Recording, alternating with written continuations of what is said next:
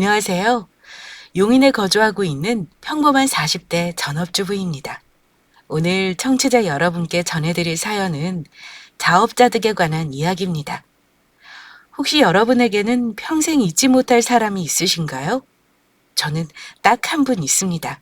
바로 저희 시어머니세요. 보통은 시어머니를 귀한 사람으로 생각하지 않지만 저희 부부는 다릅니다. 시어머님이 아니었다면 지금 이렇게 행복한 미소를 지을 수 없을 거예요. 우리 부부에게 잊지 못할 사랑을 전해준 시어머니에 관한 이야기를 지금부터 들려드리겠습니다. 저는 대학 시절 남편을 만나서 오랫동안 연인 관계를 유지하다가 우리는 20대 후반 무렵 결혼을 결심하게 되었어요. 결혼 준비를 위해 처음으로 남자친구 집에 방문하여 시댁 식구들에게 인사했습니다. 어서 와요. 오는 길 불편하지 않았어요? 사진으로만 종종 봤는데 실물이 참 예쁘네. 네, 어머니, 안녕하세요. 이렇게 초대해 주셔서 감사합니다. 안녕하세요. 저 승환이 형이에요. 처음 뵙겠습니다. 남자친구는 병으로 아버지를 일찍 여의었고 엄마, 형 이렇게 셋이서 함께 지냈다고 했습니다. 어릴 때부터 형이 아버지의 빈자리를 대신했다고 들었어요. 그래서 남자친구는 형을 아버지처럼 생각하며 따른다고 생각했는데 역시나 맞았어요.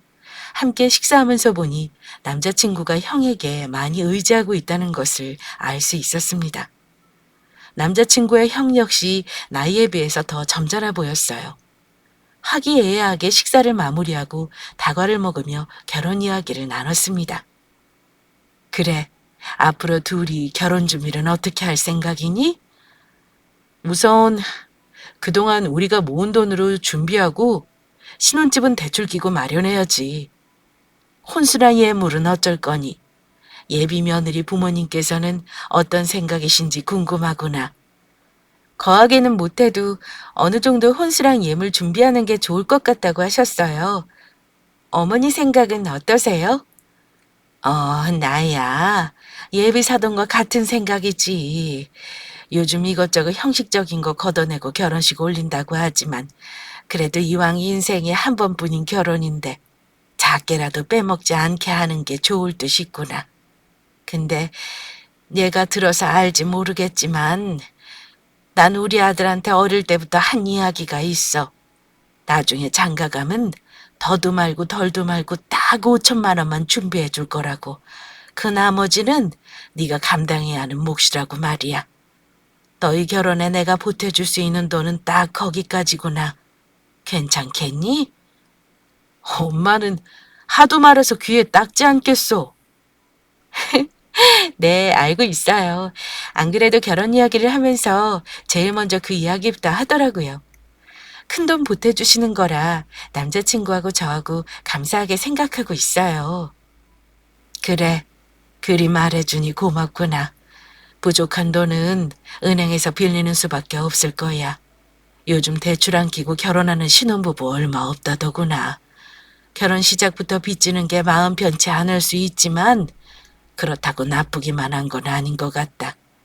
부부가 같은 목표를 갖고 열심히 힘을 모을 수 있지 않겠니? 서로 노력해서 장만한 집이라면 나중에 보람도 있고 말이야. 네, 어머니, 저희도 그렇게 생각해요. 그래, 그럼 이렇게 이야기한 대로 차근차근 결혼 준비해 나가면 되겠네. 아유, 그나저나 우리 작은 아들은 장가 가는데 큰 아들은 언제 갈꼬? 한참 진지하게 결혼 이야기를 나누고 있는데 돌연 예비 시어머니께서 땅이 꺼지라고 한숨을 푹 내쉬었어요. 아직 장가 못 간 큰아들은 걱정하시는 눈치였습니다. 엄마, 때 되면 갈 텐데 뭘 그리 걱정해. 내가 평생 장가 못 가고 혼자 늙어 죽을까 봐 그래? 걱정하지 마. 나중에 좋은 사람 생기면 결혼할 거니까. 그래도 집안의 첫째가 먼저 자리 잡고 가정 꾸리는 게 좋은 거야. 그래야 아랫사람도 보고 배우지. 윗물이 맑아야 아랫물이 맑다는 말이 있잖아. 작은 아들 결혼한다니 좋긴 하지만 우리 첫째부터 갔으면 얼마나 더 좋을까 싶네. 그래도 어쩌겠어. 내 바람은 그렇지만 먼저 장가갈 수 있는 사람부터 빨리 가는 게 좋지. 아까 이야기한 대로 너희들이 차근차근 결혼 준비해보렴. 예비 시어머니는 우리 결혼 이야기하다가 불쑥 큰아들을 걱정하셨어요. 예전에는 첫째부터 결혼시켰지만 이제는 첫째, 둘째 순서 안 따지고 준비된 사람 먼저 결혼하는 시대잖아요. 그러나 예비 시어머니는 보수적인 결혼 문화에 미련을 버리지 못하는 사람이었습니다. 옛날 사고를 가진 분이기도 하고 첫정이 컸는지 유독 큰아들을 많이 아끼셨어요. 그래서 우리의 결혼 소식에 첫째 아들 걱정하며 한숨을 푹 내신 거였죠. 남자친구 형은 때 되면 알아서 갈 테니 걱정 말라며 멋쩍은 웃음을 보였습니다. 이날 이후 우리들은 본격적으로 결혼 준비에 돌입했어요. 양가 집안의 도움과 대출을 껴서 신혼집도 마련했고 별탈 없이 결혼식을 올렸습니다. 하루하루 신혼생활 적응하며 지냈어요. 그렇게 약 반년 정도 흘렀을까요? 어느 날 아주 반가운 소식이 들려왔습니다. 정말? 아주버님 결혼하신대? 응, 그런다네. 다음 주에 집에 인사하러 올 거래. 어머, 그래? 난 아주버님 여자친구 없으신 줄 알았는데 갑자기 결혼 이야기 나오니까 놀랍다. 아니야. 우리 결혼하고 나서 얼마 안 있다가 여자친구 생겼어. 그렇구나. 어쨌든 잘 됐네. 그런데 만난 지 얼마 안 됐는데 벌써 결혼 생각하시는 거야? 되게 사랑하시나 보다.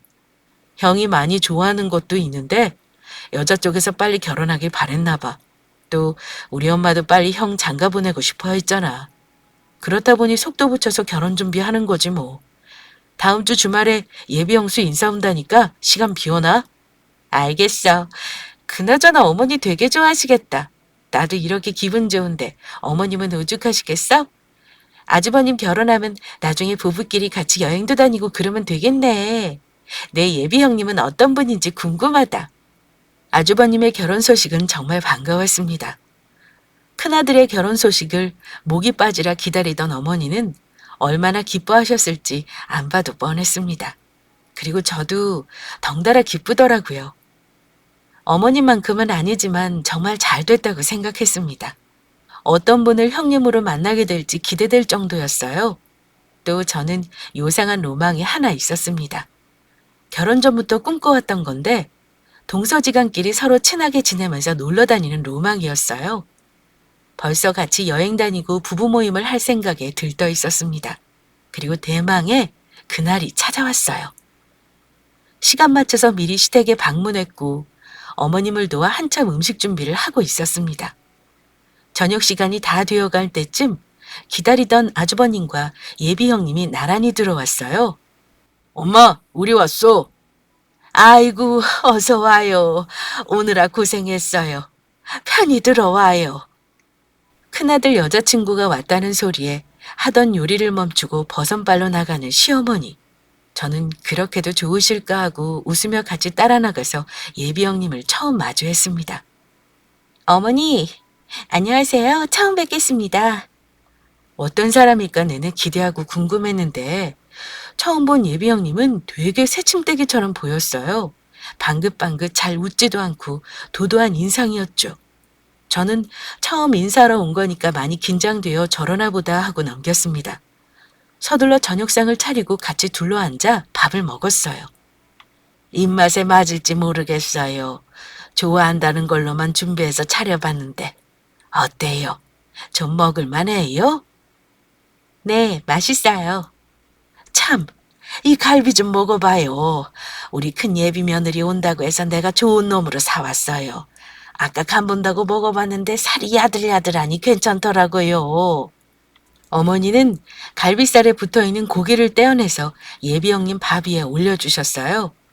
며느리 사랑은 누가 시아버지라고 했나요? 벌써 어머니 눈에서 꿀이 뚝뚝 떨어질 지경이었습니다. 그 모습을 옆에서 보고 있자니 점차 서운한 마음이 들더군요. 제가 인사하러 올 때는 이런 거 하나도 없었습니다. 벌써 시어머니 사랑을 독차지하는 예비 형님이 부럽기만 했어요. 그렇게 부러움 속에서 식사를 마무리하고 차를 마시며 본격적인 이야기를 나눴습니다. 그래, 이제 우리 큰 며느리 되니까 말 편하게 해도 괜찮죠? 앞으로 한 가족 될 사이인데 미리미리 친해지면 좋으니까. 네, 어머니. 그럼 결혼 준비는 어떻게 할 생각이니? 나랑 여자친구가 모은 돈 합쳐서 결혼 준비해야지. 요즘 집값이 말이 아니지? 결혼하면 돈이 한두 푼 드는 것도 아니고 이것저것 골치 아플 텐데 시작하는 마당에 돈이 많이 드니까 둘이 힘들겠네. 엄마가 1억 정도 보태주마. 마음 같아서는 더 해주고 싶은데 이 정도밖에 못 해주는구나. 뭐야, 1억이나? 나도 딱 5천만 원만 보태주는 거 아니었어? 엄마 어릴 때 맨날 승환이한테 그랬잖아. 그건 승환이고 우리 승훈이는 이 집안 큰아들인데 이 정도는 해줘야지. 그래도 승환이 기분 나쁘겠다. 재수 씨도 그렇고. 기분 나쁠 게 뭐 있어? 너희 서운하니? 서운하더라도 이건 어쩔 수 없는 거다. 첫째가 잘 돼야 둘째도 잘 되는 거지. 어른들이 하는 옛말 고리타분하다고 생각하지 마라. 하나도 틀린 게 없으니까. 네 아버지도 돌아가시기 전에 큰아들 목, 작은아들 목 따로 남겨주셨어. 네 아버지 뜻이야. 엄마도 그렇다고 생각하고 그러니 서운하다 생각하지 마라. 이렇게 해야 집안이 잘 굴러가는 거다. 아무쪼록 둘이 결혼 준비 잘하고 도움 청할 일 있으면 언제든지 이야기하렴. 우리 큰 예비 며느리. 어머니는 얼굴 가득 웃음꽃이 피었습니다. 반면에 제 얼굴은 어색한 미소만 흘렀어요. 처음 1억이란 소리가 나왔을 때 예비 형님 빼고 모두 놀라서 눈을 동그랗게 뜰 정도였어요. 저희 결혼할 때는 무조건 5천만 원까지라고 못을 박으시더니 큰아들 결혼할 때는 이렇게 후하게 보태주시는구나 싶어서 서운한 마음이 더 컸습니다. 거기다 어머님이 저렇게 말씀하시니 뭐라고 반박할 수 없어서 그저 쓴웃음을 지을 뿐이었어요. 아주버님은 제 눈치를 보며 그저 멋쩍게 웃으셨고 남편은 별 생각이 없어 보이는 듯 했습니다. 저는 집으로 돌아오는 차 안에서 남편에게 어머님 이야기를 꺼냈어요. 자기 아까 어머님 말씀 듣고 안 서운했어? 그 1억 때문에 그래? 서운할 게 뭐 있어. 엄마 말씀이 다 맞는 거지 뭐. 아니, 솔직히 난 좀 서운하더라. 돈을 떠나서 이건 차별이잖아. 예비 형님은 귀한 손님이고 나는 그냥 손님인 것 같아서 좀 서운하더라고. 똑같은 아들이고 똑같은 결혼 준비하는 건데 누구는 5천, 누구는 1억. 불공평해. 거기다 아까 예비 형님 바라보시는 어머님 눈 봤어? 눈에서 꿀이 뚝뚝 떨어지더라. 나 대하실 때랑 완전 다르셔. 안 그래도 그게 은근히 서운했는데 돈으로 이러시니까 더 속상한 거 있지? 그렇게 생각될 수 있는데 그렇다고 너무 서운해하지 마. 아버지 돌아가시고 엄마가 형이랑 나 진짜 어렵게 키우셨어. 혼자서 자식 둘 키우기 쉽지 않잖아. 엄마 혼자서 아빠 보험금으로 우리 둘 키우셨어. 본인에게 쓰는 돈 한 푼도 없이 말이야. 엄마도 그렇고 형도 그렇고 다 고생했어. 형은 아빠 목까지 하느라 힘들었을 거고 그걸 엄마가 아니까 나보다 더 보태주시고 싶으신 걸 거야. 난 다 이해해. 그래서 서운한 거 하나도 없어. 그리고 처음 인사하러 온 손님이니까 엄마가 더 신경 쓰시는 거겠지. 자기 인사 왔을 때도 똑같았구만 뭘. 아니야. 자기가 몰라서 그래. 나 때랑 다르다니까. 그래? 난 잘 모르겠는데. 아무튼 자기가 이해해. 우리 엄마 큰아들 사랑 대단하잖아. 이로써 이번 일로 서운해하는 사람은 저밖에 없었습니다. 남편은 어머님의 뜻을 다 이해한다며 존중하는 태도로 일관했어요. 그렇다 보니 저 혼자 서운하다고 북치고 장구칠 수밖에 없는 노릇이었죠.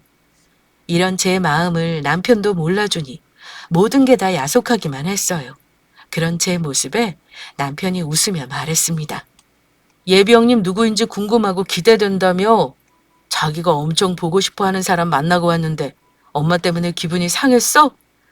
기대는 무슨... 솔직히 어떤 분인지 엄청 궁금하긴 했는데 원래 말수가 없는 건지 긴장해서 그런 건지 사람이 새침하고 쌀쌀맞더라. 비빌 구석이 없어. 앞으로 오고 가는 정은 틀린 것 같아. 어머님 일도 그렇지만 기대했던 예비 형수도 제가 원하던 성격은 아니었기에 이날은 모든 게 다 마음에 들지 않았어요. 어찌나 도도하고 차갑던지 친하게 지내기 글렀다는 생각이 들 정도였습니다. 저랑 성격이 너무나도 안 맞을 것 같았어요. 처음에는 기쁘게 다가왔던 아주버님의 결혼이 점차 싫어지기 시작할 정도였습니다. 그래도 어쩌나요? 제가 뭐라 할 처지가 아니죠. 아주버님은 예정대로 결혼식을 올렸고 그 도도한 얼음공주는 제 형님이 되었습니다. 이날 저는 제 앞날을 느낀 것 같아요. 형님과 좋은 사이가 될 수 없다는 것을요.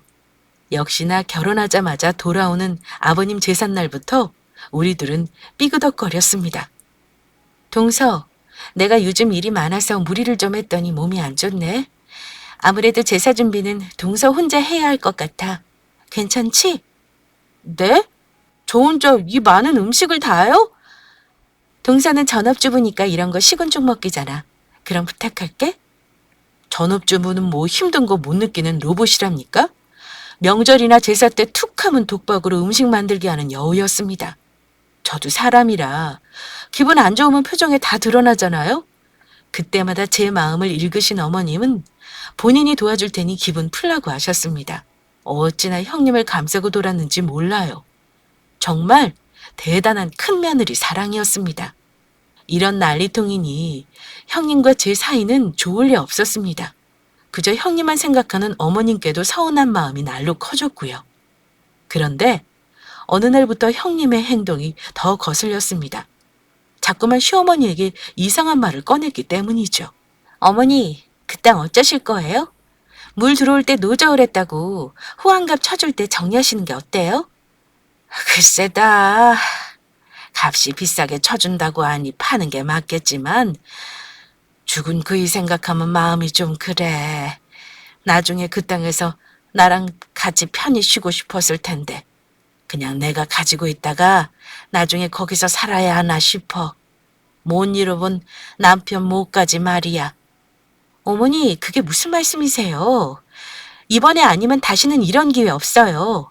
큰돈 받아서 나중에 여유 있게 지내시고 자식들도 좀 도와주시는 게 낫지 않겠어요? 그러니 제 말 듣고 그 땅 얼른 넘기세요. 로또 맞은 거나 똑같은데 얼른 파셔도 모자라요. 잘 모르시겠으면 그냥 저한테 맡기셔도 돼요. 제가 도와드릴게요. 저도 남편에게 들은 이야기인데 아버님이 살아생전 시골 동네에 있는 땅 하나 사놓으셨습니다. 나중에 늙으면 농사 짓고 살고 싶다면서요. 그러다 아버님은 병으로 돌아가시고 그 땅에 다리가 들어서면서 엄청난 값을 지급하겠다며 연락이 왔습니다. 그 소식을 같이 듣게 된 형님은 계속해서 어머님을 꾀었어요. 얼른 그 땅을 처분하라고 말이죠. 어머님은 아버님 생각으로 크게 내켜하지 않으셨지만 형님의 꼬드김에 할 수 없이 땅을 처분했습니다. 그리고 형님은 그날 이후 시댁을 방앗간처럼 방문해서 어머니께 죽는 소리를 늘어놨습니다. 어머니, 결혼해서 행복하기만 할 줄 알았더니 정말 힘들어 죽겠어요. 인생 사는 게 다 이러나요? 잘 나가는 사람처럼 사는 건 아니더라도 평범하게 잘 먹고 잘 살고 싶었는데 세상이 우릴 도와주지 않네요. 이러다가 정말 큰일이라도 터질 지경이에요. 아니, 왜 그러니? 무슨 일이라도 생긴 거니? 지금 어머니 큰아들이 하는 사업 말이에요. 정말 골치 아파 죽겠어요. 아범 사업이 왜? 잘 되고 있는 줄 알았는데 요즘 사정이 안 좋기라도 한 거야? 말도 마세요. 코로나 터지고 나서 경기가 말이 아니잖아요? 이 사태가 언제까지 지속될지 모르는데 경기는 점점 더 어두워지고 이러다가 잘 되던 사업 말아먹는 거 아닌가 싶어요. 뭐? 사업을 말아먹는다고? 아니, 그 정도로 어려웠던 거니? 아범은 나한테 별말 안 해서 난 괜찮은 줄 알았지. 안 그래도 코로나인가 뭔가 그것 때문에 가게 접는 사람들도 많다더구나. 이거 큰일이네. 남편은 당연히 말씀 안 드리죠. 어머님 걱정하실 게 뻔한데. 근데 이러다가 망하는 거 시간 문제예요. 제가 오죽하면 어머니께 하소연하겠어요? 하루하루 걱정만 늘어간다니까요. 이럴 때 누가 좀 턱 도와줬으면 좋은데 어머니, 그러지 말고 어머니께서 저희 도와주시면 어떨까요? 내가? 너희 하는 일 잘 알지도 못하는데 다 늙은 내가 무슨 도움이 되겠어? 별 말씀을요. 도와주실 일이 있죠. 어머니 땅 팔아서 받은 보상금 있잖아요. 그걸로 저희 좀 도와주세요. 투자한다고 생각하시고요. 투자? 네. 나중에 일 잘 풀리면 어머니께 받은 만큼 효도해 드려야죠. 아이고, 효도할 필요 없어. 그저 너희들이 아무 일 없이 잘 지내기만 하면 돼. 그럼 더더욱 도와주세요. 어머니께서 도와주셔야 저희가 잘 지낼 수 있어요. 요즘 도산항과 거래처가 많아서 저희 사정이 좀 어려워요. 다른 쪽으로 계약 맺어야 하는데 그게 보통 어려운 게 아니에요. 돈 좀 찔러주기도 해야 하고 직원들 월급도 챙겨줘야 하고요. 어머니께서 좀 도와주세요. 이럴 때 힘 좀 실어주셔야죠. 보상금도 어마어마하게 받으셨잖아요. 그거 좀 저희 떼어준다고 큰 무리 없으실 거고요. 어차피 어머니 나중에 돌아가시면 그 돈 다 가지고 가실 거 아니잖아요? 저희한테 물려주실 건데 미리 물려주신다고 생각해 주세요. 그래, 알겠어. 내가 도와줄 수 있는 거라면 그렇게 하마. 큰아들 내외에 대한 사랑이 넓디 넓은 어머니는 흔쾌히 도와주신다고 하셨어요. 보상금을 대략 13억 원 정도 받으셨는데 형님은 당당히 5억을 요구했습니다. 어머니는 망설임 없이 5억 원을 떼서 아주버님네를 도와주셨죠. 그렇게 고비를 넘기는 듯 했으나 명절날 어머니께 또 돈을 요구하는 형님이었습니다. 어머니, 아무래도 저희 한 번 더 도와주셔야 할 것 같아요. 왜? 5억이 작지 않은데 부족했니? 사업하는 사람에게 5억은 별거 아니에요. 저희 밑으로 딸린 직원도 적지 않잖아요? 저번에 도와주신 건 급한 불만 꺼주신 거고요. 기왕 도와주신 김에 더 도와주세요. 어머니, 아직 돈 남으셨잖아요. 그렇게 하지. 이번에도 도와주실 거죠? 충분히 도와주실 수 있는데 그냥 구경만 하실 건 아니잖아요. 이러다 아들 사업 다 망하면 그 원망 어떻게 감당하시려고요. 저번처럼 딱 5억 원만 더 해주세요. 세상에나 5억을 또? 왜요? 설마 주기 싫으신 거예요? 남도 아니고 어머니 아들 일이잖아요. 제가 무슨 저조차고 이러는 것도 아니고. 싫다기보다는 작은 아들한테 미안해서 그렇지. 항상 형한테 치이느라 더 챙겨주지 못한 게 마음에 걸리네. 어머니, 그걸 뭐 걱정하고 그러세요? 우리가 뭐 남이에요? 다 형 잘 되라고 도와주시는 건데 서방님도 다 이해하시겠죠. 그것도 이해 못하고 팔짝 뛴다면 그게 어디 가족인가요? 그래도 나 죽으면 뭐라도 챙겨줘야 하지 않겠니? 그건 걱정 마세요. 이번에만 더 도와주시면 저희 사업 잘 풀릴 수 있어요. 그때 되면 나중에 서방님네 저희가 챙길 테니 믿고 도와주세요. 그래, 우선 알겠다. 한번 생각해 보마. 시어머니는 생각해 본다며 말을 마치셨지만 어차피 도와주실 거로 생각했습니다. 누구는 옆에서 음식 준비하느라 전쟁통인데 누구는 어머님 옆에 착 붙어서 돈 뜯어낼 궁리만 하니 속 터지는 건 늘 저였어요. 정말 형님이고 나발이고 꼴 보기 싫어 죽겠더라고요. 사업이 어려운 것도 어려운 거겠지만 저는 이상하게 어머님 돈을 뜯어내려는 수작으로밖에 안 보였습니다. 명절 내내 도와주는 거 하나 없이 돈도라는 형님이 참 싫었어요. 그리고 며칠 뒤 어머니께서 저희 부부를 집으로 부르셨습니다. 무슨 하실 말이라도 있으신 건가 싶어서 갔더니 미안하다는 말을 먼저 하셨어요. 내가 너희들한테 참 미안하다. 네, 어머니? 그게 갑자기 무슨... 그날 명절 때 너희도 들어서 알게야. 너희들 생각하면 마음이 참 안 좋지만 어쩌겠니. 네 형이 저리 어렵다는 게 어미로서 내가 도와줘야지. 어릴 때부터 형한테 치여산 우리 아들한테 엄마가 참 미안해.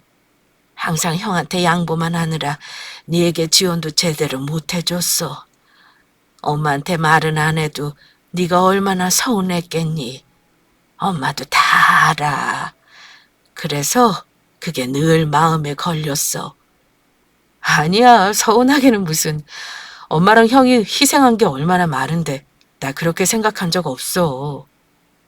그렇다면 다행이지만 엄마한테는 우리 두 아들 다 소중하고 똑같이 사랑한단다. 늘 미안하기만 했던 네게 죽을 때만큼은 형보다 더 챙겨주고 싶었어. 결혼할 때도 네 형보다 못해줬잖니. 그래서 이번에는 기필코 제대로 남겨주고 싶었는데 네 형 상황이 안 좋다니 어쩔꼬. 하는 수 없이 너에게 물려주려던 돈, 네 형 한 번 더 도와줘야겠다. 어머니는 결국 형님네를 더 도와줘야 할 것 같다고 하셨습니다. 이 사실을 전하면서 미안하다고 말하고 싶으셨던 거예요. 어느 정도 예상해서 우리 부부는 놀랍지도 않았습니다. 남들은 시어머니가 돈벼락 맞아서 좋겠다며 부러워했지만 저는 처음부터 우리 부부에게 올 돈이 아니라는 걸 직감했었어요. 그저 큰아들 일이라면 뭐든지 다 퍼줄 시어머니를 잘 알기 때문에 말이죠. 어머니는 연신 미안하다며 저희에게 사과하셨습니다. 솔직히 저희에게 미안해 하실 줄은 상상도 못했어요. 늘 큰아들이 잘 돼야 밑에 사람도 잘 되는 거라며 귀넘지 않아 하셨는데 이런 모습을 결혼하고 처음 보았습니다. 엄마, 우린 괜찮아. 우리가 뭐 형처럼 급한 상황도 아니고 우리는 둘이 먹고 살 만큼 여유 되니까 신경 쓰지 않아도 돼. 그저 건강하기만 하셔. 그래도 나중에 형 사정이 좋아지면 너희들 챙겨줄 거다. 많이 섭섭할 텐데 이해해줘서 참 고맙구나. 이날 이후 어머니는 다시 한번 5억이라는 큰 돈을 형님네에 주셨어요. 돈 받기 전에는 어머님 집에 그렇게 자주 찾아왔으면서 돈 받으면 옷자락 끝도 안 보일 만큼 얼굴 보기 힘든 형님이었습니다. 아주버님과 형님은 사업일로 바쁘다며 가족 모임도 자주 빠졌어요. 결국 어머님을 챙기는 건 저희 부부의 몫이 되었습니다. 하루는 어머니 생신 때 바빠서 돈만 보낼 줄 알았던 형님네가 모처럼 생신 축하드린다며 시댁에 찾아왔어요. 어머, 형님, 일 때문에 바쁘다고 이번 어머니 생신 때 못 오신다고 하지 않으셨어요? 저한테 대신 용돈 전달해드리라고 하셨잖아요. 그랬는데 그래도 마음이 편치 않더라고. 하나뿐인 우리 어머니 생신인데 바쁘다고 그냥 넘길 수 없잖아. 어머니 보고 싶어서 왔지. 마침 드릴 말씀도 있고. 제게 귀찮다는 식으로 대충 돈만 보내줄 때는 언제고. 갑자기 어머님 보고 싶다는 둥 콧소리를 내며 애교 피우는 형님.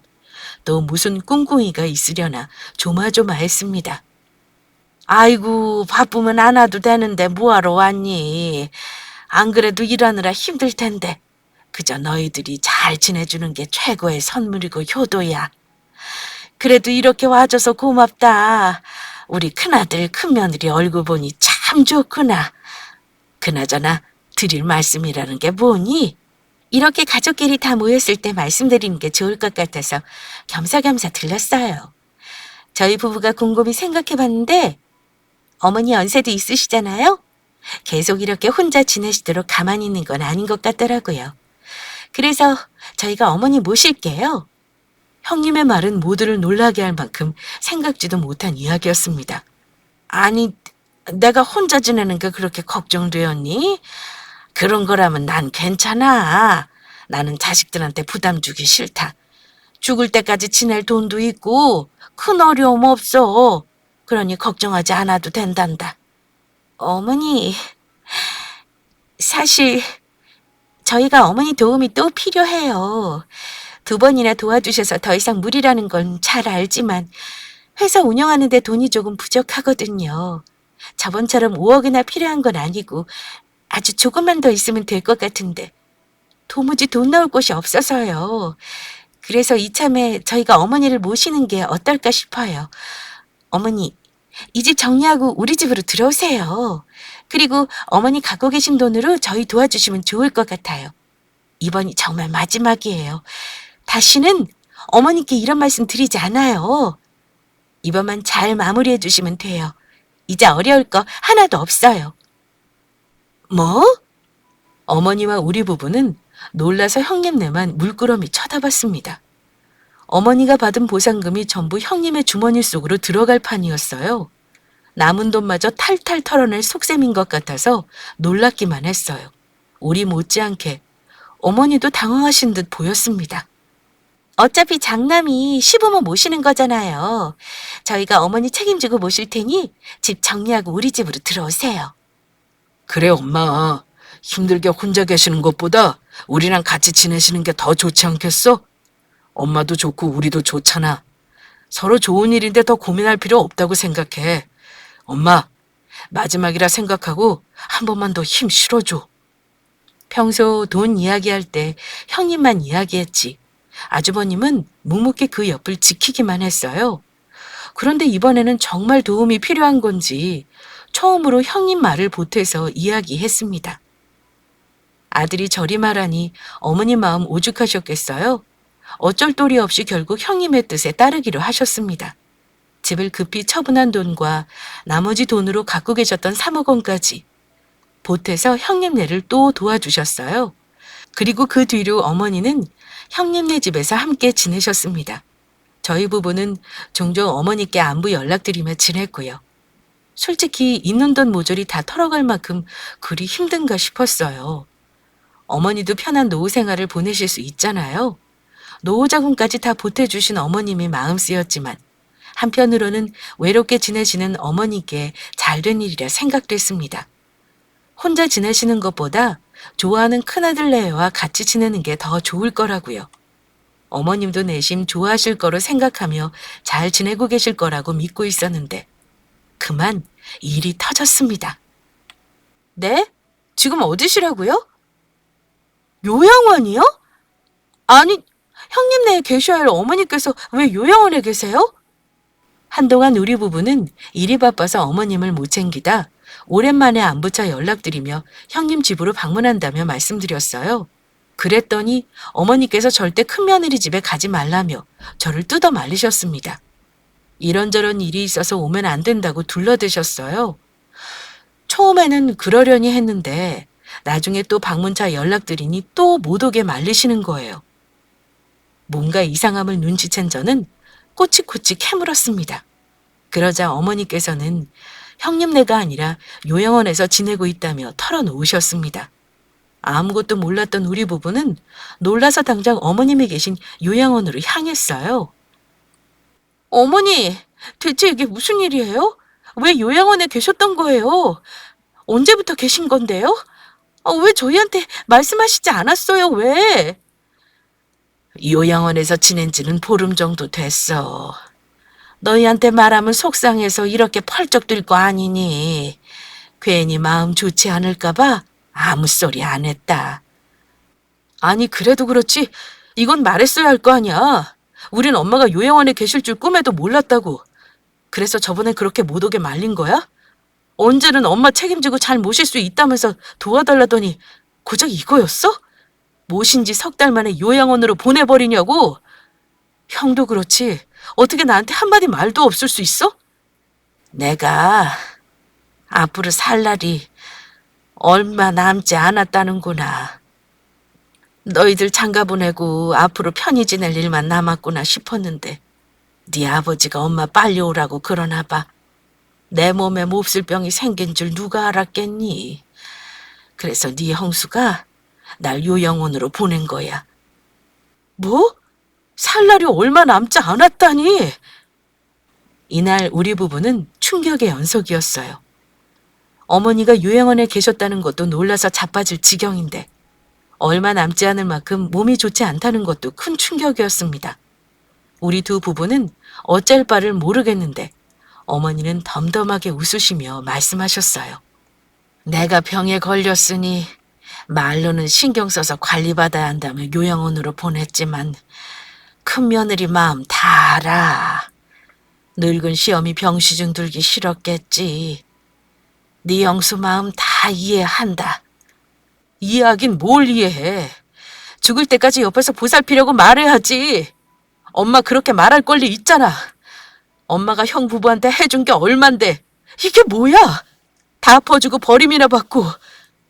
엄마는 괜찮아. 행여라도 네 형하고 형수한테 뭐라고 할 생각 마라. 엄마도 자식들한테 짐 되기 싫어. 이렇게 지내는 게 좋으니까 너희도 너무 마음 쓰지 마. 어떻게 마음을 안 써? 엄마 혼자 외롭게 여기서 아파하다가 눈 감을 텐데. 외롭기는 여기 간호사 선생님들이 얼마나 많은데 잘 보살펴주고. 그래봤자 자식만 하겠어? 엄마, 당장 짐 챙겨. 우리 집으로 가자, 얼른. 아니야, 난 괜찮아. 병수발하기 얼마나 힘든데 괜히 너희들 고생시키고 싶지 않아. 아니에요, 어머니. 전혀 고생스럽지 않아요. 짐 챙겨서 우리 집으로 같이 가요. 저희가 어머니 모실게요. 여기 이렇게 혼자 계시는 거 안 이상 그냥 못 돌아가겠어요. 어머니는 한사코 괜찮다며 거절하셨지만 저희 부부가 눈물로 계속해서 어머니를 설득했습니다. 나중에는 마지못해 저희 뜻을 따라주셨고 결국 어머니와 함께 집으로 돌아왔어요. 그 후부터 얼마 남지 않은 어머니를 위해 남편과 저는 최선을 다해 병관화하며 모셨어요. 나날이 고통스러워하며 수척해지는 어머니를 볼 때마다 우리 부부의 마음은 미어져 갔습니다. 그런데도 형님네는 연락 한 통 없었고 찾아오지도 않더군요. 우리가 모셔간 줄 뻔히 알면서 말이죠. 얼마 남지 않음을 알면서 어머님을 보러 찾아오지도 않았습니다. 나중에 불효자식으로 얼마나 후회하려고 저러나 싶었어요. 그러다 임종을 앞둔 시점에서 형님과 아주버님이 나타났습니다. 어머님 일로 우리 둘은 할 말이 참 많았지만 우선 어머님이 중요했기 때문에 참고 넘겼어요. 어머니는 힘든 숨을 몰아쉬며 한 번씩 우리를 쳐다보셨습니다.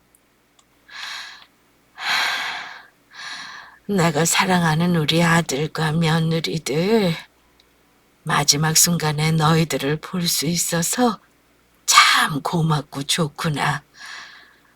난 좋은 엄마, 좋은 시어머니는 아니었지만 너희들은 참 좋은 아들, 좋은 며느리였어. 특히 우리 작은 아들하고 작은 며느리, 너희 둘에게는 내가 늘 받기만 한 것 같아. 힘든 병간호도 마도하지 않고 옆에 있어서 참 행복하고 고마웠다. 그래서 내가 너희들한테 마지막으로 큰 선물을 하나 하마. 너희들한테 말은 안 했지만 경기도 외곽 쪽에 건물을 하나 사뒀단다. 네 아빠가 산 땅 보상금이 사실 더 나왔거든. 사람 일 모르니까 혹시나 해서 가지고 있었는데 그 건물 사길 참 잘했지. 운 좋게 재개발한다는구나. 그 덕에 값이 많이 올랐어. 그거 팔면 30억은 훌쩍 넘을 거야.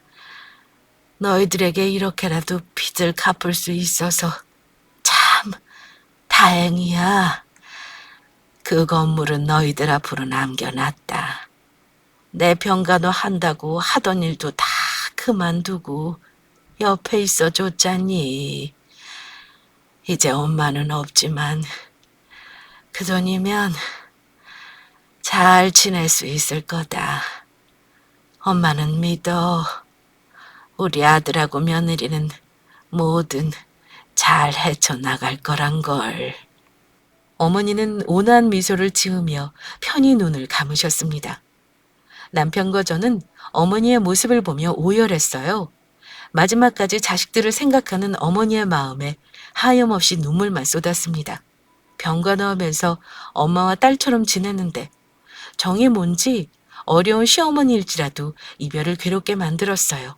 우리 둘은 가슴 치며 힘들어 하는데 개의치 않은 사람이 있었습니다. 바로 형님이요. 마지막 순간까지 인간이 얼마나 간사할 수 있나 끝을 보여주더군요. 말도 안 돼. 어머니, 일어나 봐요. 이렇게 돌아가시면 안 돼요. 그런 큰 돈이 있었으면 진작 말했어야지. 이렇게 사람 뒤통수 치는 게 어딨어요? 이럴 줄 알았으면 우리가 끝까지 모셨을 거 아니에요. 그런 돈이면 큰아들 먼저 챙겨줘야 하는 거 아니냐고. 서방님, 설마 그 돈 혼자 날름 먹을 건 아니죠? 어머님이 살아생전에 그러셨잖아요. 윗물이 맑아야 아랫물이 맑은 거라고. 더 달라고 안 할 테니까 사이좋게 반반씩 나눠요. 정말이지. 형님이라고 하고 싶지도 않네요. 지금 저게 할 소리인가. 마지막까지 참 기가 차는 여자였습니다. 결국 남편은 참지 못하고 형님령과 아주버님께 소리쳤어요. 미쳤어요, 지금? 당신이 무슨 권리로 그딴 소리를 짓거려? 우리 엄마 눈 감으셨어. 네가 적어도 양심이라는 게 있다면 눈물 한 방울 정도는 흘려줘야 하는 거 아니야? 평생 고생한 우리 엄마한테 네가 무슨 짓을 했냐고. 그저 돈에 환장해서 어떻게든 빼갈 궁리만 했지. 넌 지금 이딴 소리 듣고도 아무렇지도 않냐? 내 아내가 이런 말 하면 난 가만 안 뒀어. 네가 사람 새끼냐? 엄마가 너한테 어떻게 했는데? 얼마나 널 아끼셨는데 이 미친 새끼야. 아내 치마폭에 쌓여서 돈 빼가니까 좋았냐?